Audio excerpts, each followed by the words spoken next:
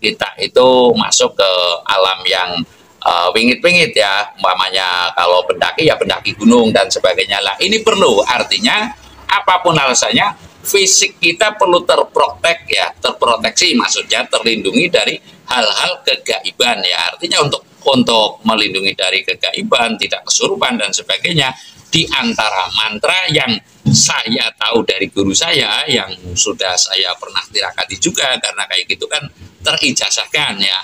Tapi ulo salam yo atur bagyo wismuka nusantara. Om wilahing jati dunia jati leluhur nusantara. Tapi ulo salam mulia.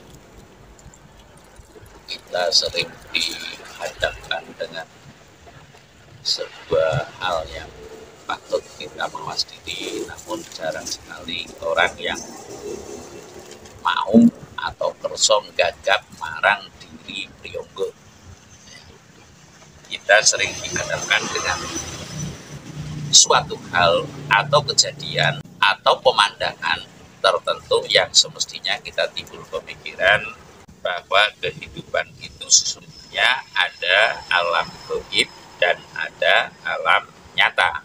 Kecenderungannya manusia itu adalah yang nyata-nyata saja, lalu enggan meneliti kepada hal kegaiban walau dekat sekali atau walau dihadapkan dengan sebuah kejadian yang memang kita seharusnya maksudnya, semestinya lah, bukan seharusnya, semestinya kita berpikir kepada arah kegaiban. Mengapa kok manusia bisa hidup umpamanya, lalu setelah hidup kok tua ya, lalu setelah tua itu kok nanti tiada dan sebagainya. Yang akan saya katakan nanti yaitu alam rakso, maka lebih ada baiknya manakala kita mau introspeksi lalu mawas diri ya, introspeksi ya mawas diri, lalu kita berpikir yang jernih untuk bagaimana kita bisa selamat dan terhindar dari cidraning laku lan cidraning pati.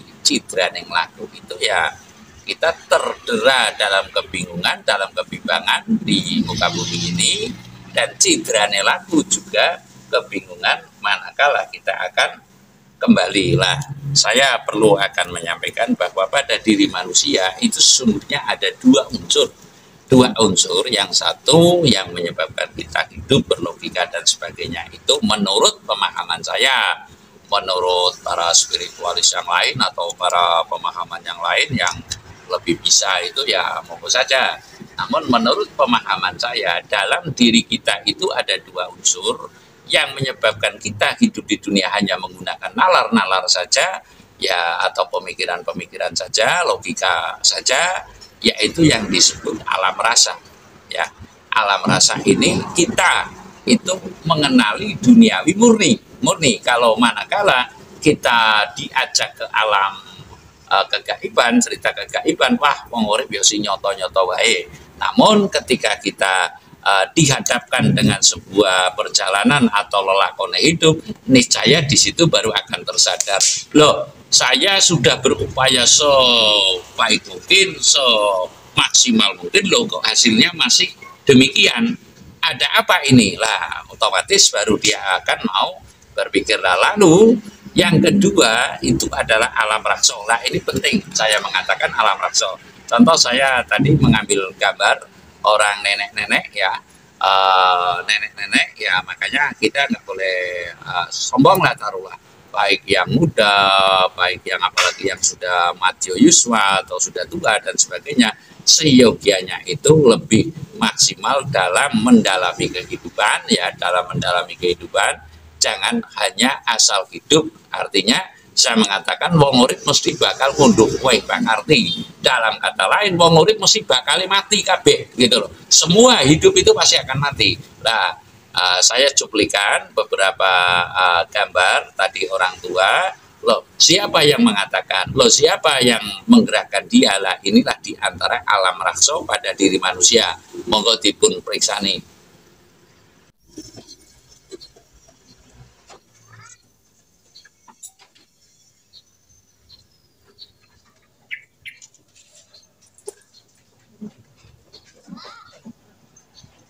Iko.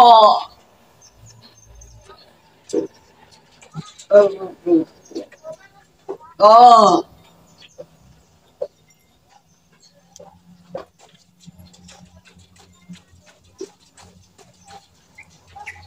Takon emang aku bali ngerti kok.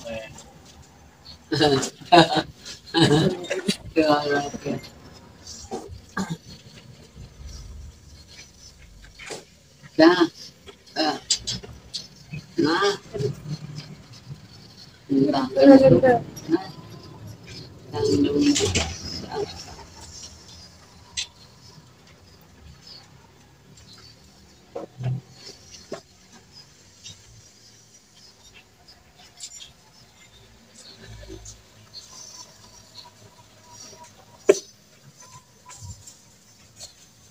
Tangan dong, belum belum, tangan dong.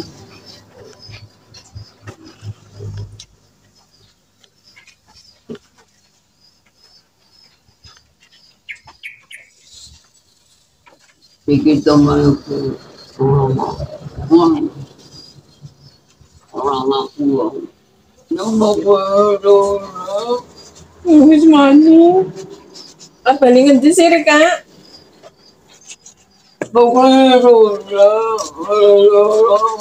Jangan sampai dulu. Bah? Hei.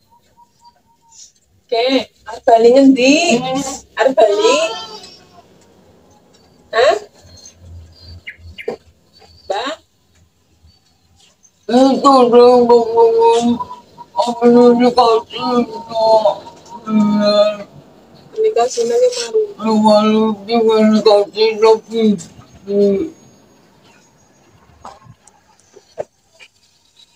paling mau kemarin paling mendekati lain Ini palem ya. Ika kemarin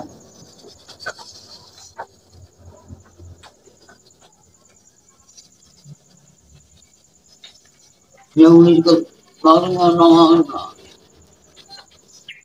kewakulan ke Bandung. Lah itulah, nah siapa yang menggerakkan nenek-nenek itu? Ya, siapa yang membuat mulutnya itu bergerak?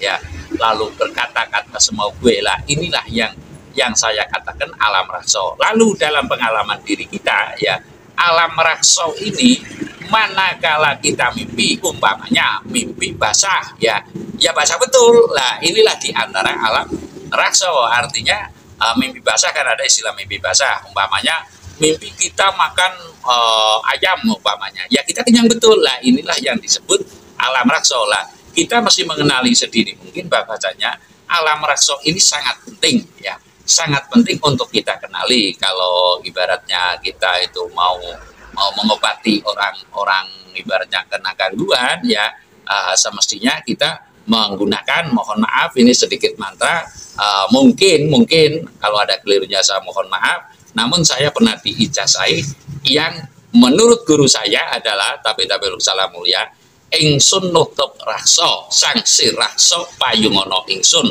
rakso mangan cahyo, cahyo mangan rakso, langgeng ing ciptaning sun tetap mantep datang kena wah. Lah ini sekelumit pemahaman bahwasanya ada sebuah mantra manakala kita tidak akan kena gangguan di alam-alam bawah sadar kalau orang pada umumnya mengatakan, ya, atau kita masuk ke hutan, semestinya kita mengucapkan mantra ingsun nutup rakso sang si rakso payungono ingsun, rakso mangan cahyo, cahyo mangan rakso, langgeng ing ciptaning sun tetap mantep datang ke nomowah. Umpamanya satu saat kita itu masuk ke alam yang wingit-wingit, ya, umpamanya kalau pendaki ya pendaki gunung dan sebagainya. Lah ini perlu, artinya apapun alasannya fisik kita perlu terproteksi, maksudnya terlindungi dari hal-hal kegaiban, ya, artinya untuk melindungi dari kegaiban, tidak kesurupan dan sebagainya.